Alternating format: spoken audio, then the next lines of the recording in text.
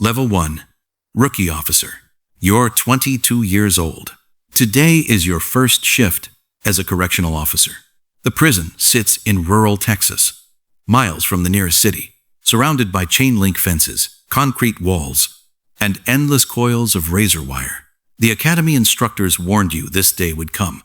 They taught you defensive tactics, radio procedures, use of force policies. None of it prepares you for the sound the front gate makes when it slams shut behind you. The metal echoes through your chest. For the next 12 hours, there is only one way out. A veteran officer hands you your radio. Never lose this. It might save your life. Your duty belt feels heavier than you expected. Handcuffs, keys, pepper spray, gloves. Everything has its place. Everything has a purpose. Your starting salary is just over $52,000 a year. Overtime is almost guaranteed. Most officers take it. Not because they want to, because they need to. Student loans, car payments, rent. Life doesn't stop outside the prison walls. The control room buzzes open another steel door. You step inside.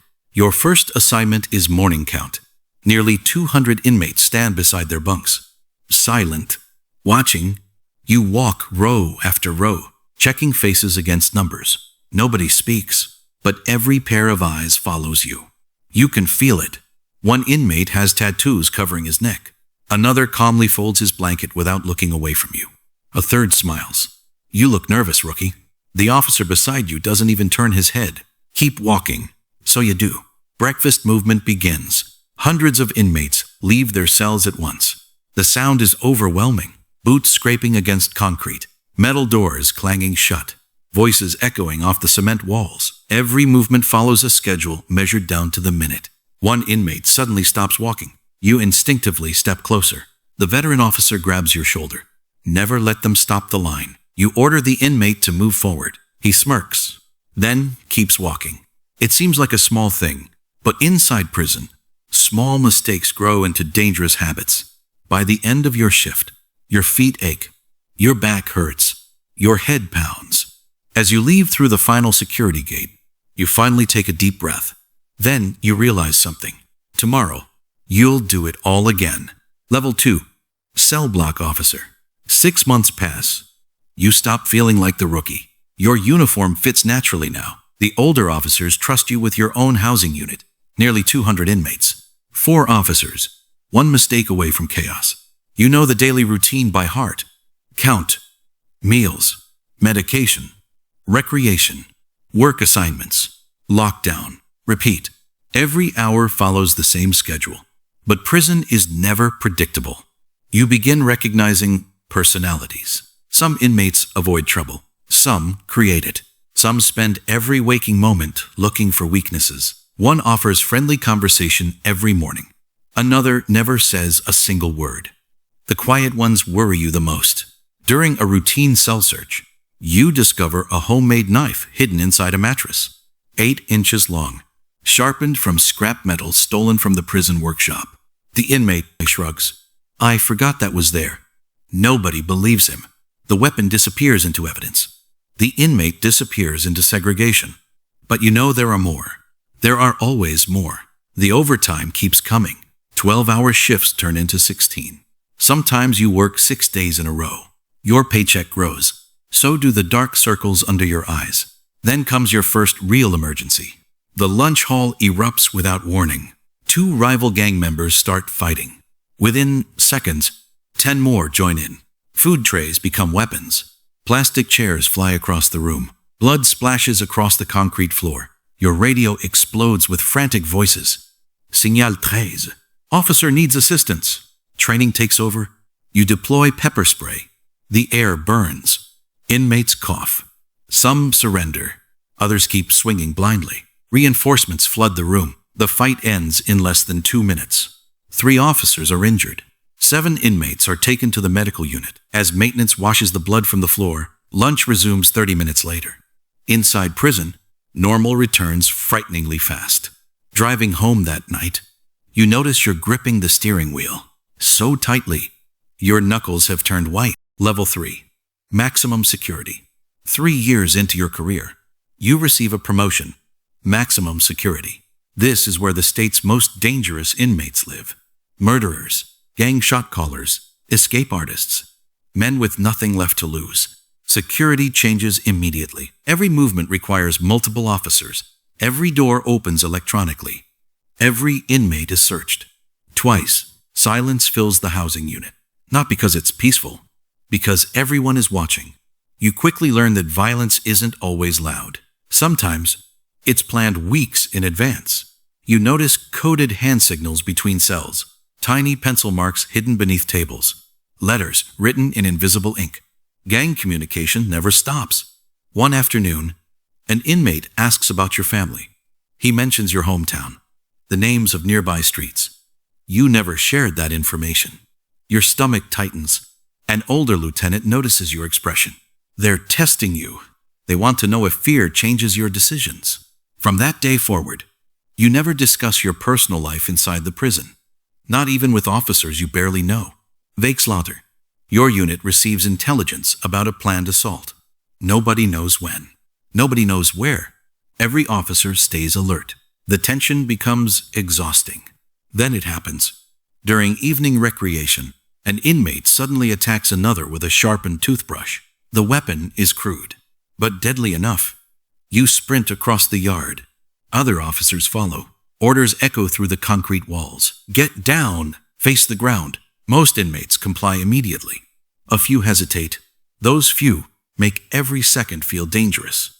Medical staff rush in. The victim survives. Barely. The attacker is led away in restraints. His face shows no emotion.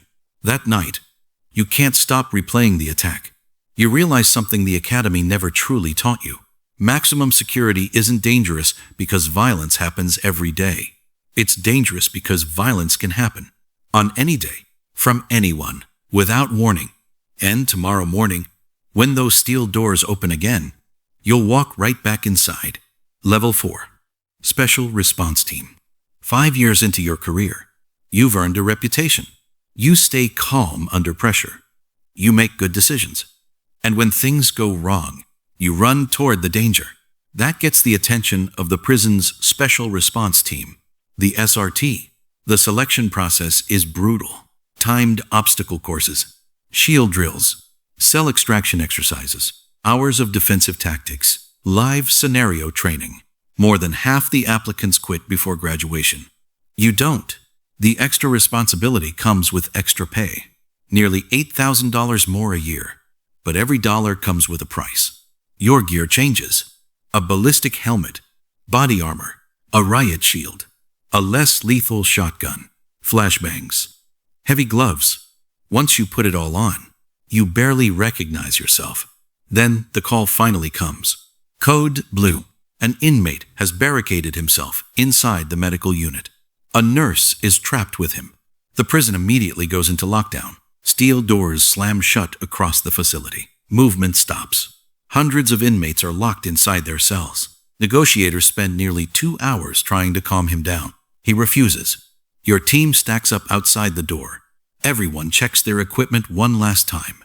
Nobody speaks. The signal comes. The ram crashes through the door. You move in behind the shield. The inmate lunges forward with a homemade knife. Less than 15 seconds later, he's on the ground in handcuffs. The nurse walks out, shaken, but alive. The local news reports the incident that evening. The public hears about the rescue. They never hear your name. Inside these walls, heroes don't become famous. They simply report for their next shift. Level 5. Gang Intelligence Unit. 7 years into your career, the warden offers you a different assignment. Gang Intelligence. You're no longer chasing violence. Now you're trying to stop it before it begins. Your office isn't inside a housing unit anymore. It's filled with surveillance monitors, evidence lockers, stacks of inmate files, maps covered in colored pins. Every gang has its own structure, its own rules, its own enemies.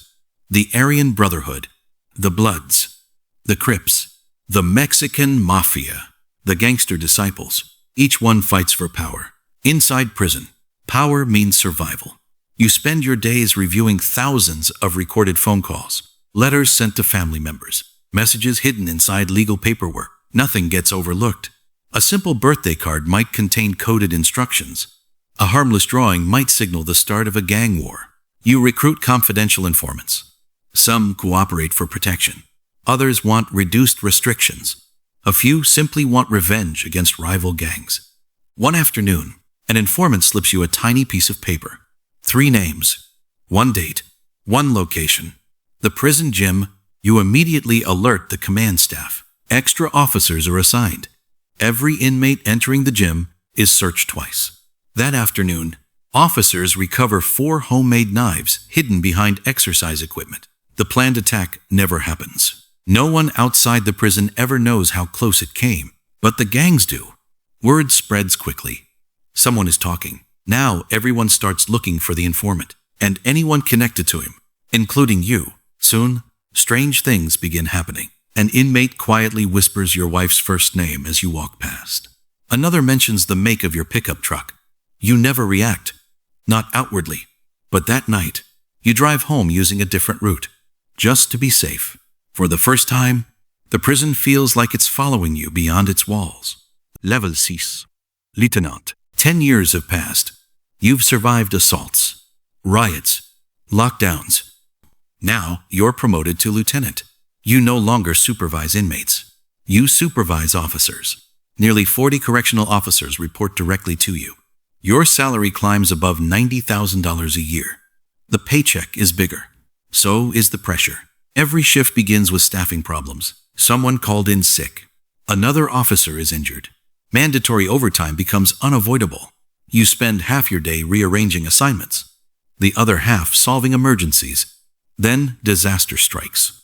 An inmate collapses during evening count. Medical staff rush in. CPR begins immediately. Despite every effort, the inmate dies.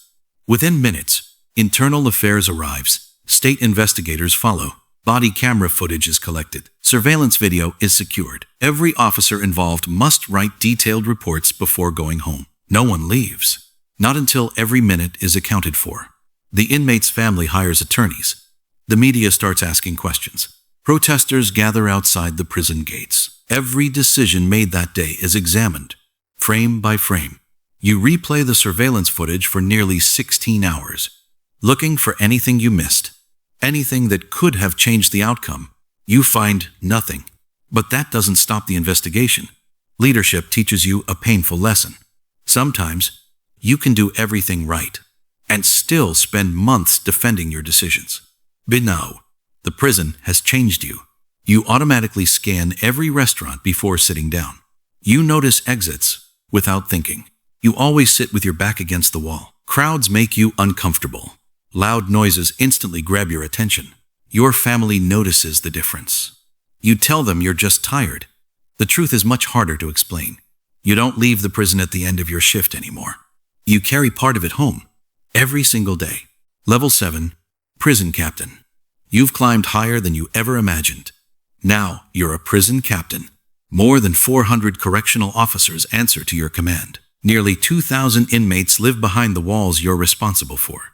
Your salary climbs well above $120,000 a year. But money no longer motivates you.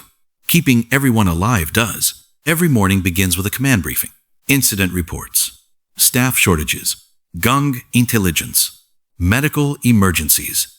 Maintenance failures. 1 broken electronic door.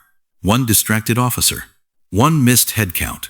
Any one of them can turn an ordinary day into a nightmare. Then it happens. 2 rival prison gangs decide today's the day. The first fight breaks out in the recreation yard. It isn't random. It's coordinated. Within seconds, your radio erupts. Fight in Bravo Yard. Before officers can respond, another call comes. Assault in cell block C. Then another. Fire in the laundry building. It's a distraction. The gangs planned everything. Officers sprint across the prison. Emergency alarms echo through every housing unit. Smoke begins pouring from a storage room. Hundreds of inmates start screaming through their cell doors. Some demand protection. Others pound on the steel doors, trying to create panic. You order an immediate institutional lockdown. Every electronically controlled door slams shut. The tactical team deploys. Medical staff stage outside the danger zone. Local police surround the prison in case anyone escapes.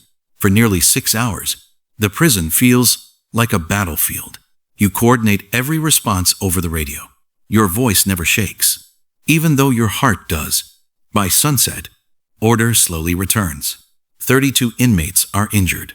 7 officers are hospitalized. Thankfully, no one dies. As exhausted officers remove their protective gear, you look around. Some have blood on their uniforms. Others simply sit in silence. One veteran officer quietly hands you his badge. I can't do this anymore. He retires that night, not because he was weak, because everyone has a breaking point. Level 8, warden. You become the warden, the highest ranking position inside the prison, the same prison where you once walked in as a nervous rookie. Now the responsibility rests entirely on your shoulders. Budgets, hiring, security, training, emergency planning, state inspections, federal audits, political pressure. The governor expects results. Families expect safety. The public expects perfection. But prisons are run by people, and people make mistakes. You approve millions of dollars in security upgrades, new surveillance cameras, drone detection systems, body scanners, smarter electronic locks. Still, contraband keeps getting inside. Cell phones, synthetic drugs, cash, even tiny drone deliveries dropped into the recreation yard at night. Then Internal Affairs uncovers something even worse. A veteran correctional officer has been accepting bribes for nearly 3 years. In exchange, he smuggled in phones, drugs, weapons. The investigation spreads quickly. Search teams tear apart housing units. More than 200 homemade weapons are recovered. Gang leaders lose millions of dollars worth of contraband. The entire prison goes into emergency lockdown. Television news helicopters circle overhead. Reporters gather outside the front gate. Your name appears in every headline. Even though you never accepted a single dollar, everyone asks the same question. How did this happen under your leadership? You testify before state officials. Answer difficult questions. Review years of security failures. You keep your job, but your reputation is permanently scarred. You finally understand something. The higher you climb, the fewer mistakes you're allowed to make. Level 9. The price of the badge. Today, you unlock your office one last time. Your retirement paperwork sits neatly on the desk. Next to it, the same badge you've carried for 3 decades. The edges are worn smooth. Just like you take one final walk through the prison, past the control room, past the medical unit, past the recreation yard, past the housing unit where your career began. You recognize familiar faces. Some officers were trainees when you became captain. Now they're training the next generation. The cycle never stops. A few inmates even recognize you. One quietly says, "You made it out." You nod. But deep down, you're not sure that's true. Outside the front gate, your family is waiting. Your wife smiles. Your children hug you. For the first time in 30 years, you leave without planning to come back tomorrow. The gates close behind you. This time, they don't reopen. Weeks pass. You try fishing, traveling, watching football on Sundays, living a normal life. But normal doesn't feel normal anymore. You still wake up before dawn. You instinctively check every exit when you walk into a restaurant. Crowded places make you uneasy. When someone drops a metal tray in a grocery store, your body reacts before your mind does. Years of conditioning never truly disappear. Sometimes, you think about the inmates, the young officer who froze during his first fight, the nurse you helped rescue, the veteran who handed you his badge after the riot, the men who walked into prison angry, and the few who walked out changed. You realize the prison was never just a place. It was a world, one with its own rules, its own dangers, its own language. Most people will never understand it. And that's probably a good thing, because the greatest lesson you learned wasn't how to control a prison. It was this. Every day you walked through those gates, you protected a society that would never know your name. And when your story finally ends, the prison keeps running. A new rookie officer walks through the front gate. His uniform is still stiff. His badge still shines. He believes he's prepared, just like you once did. The gates close behind him, and the cycle begins again.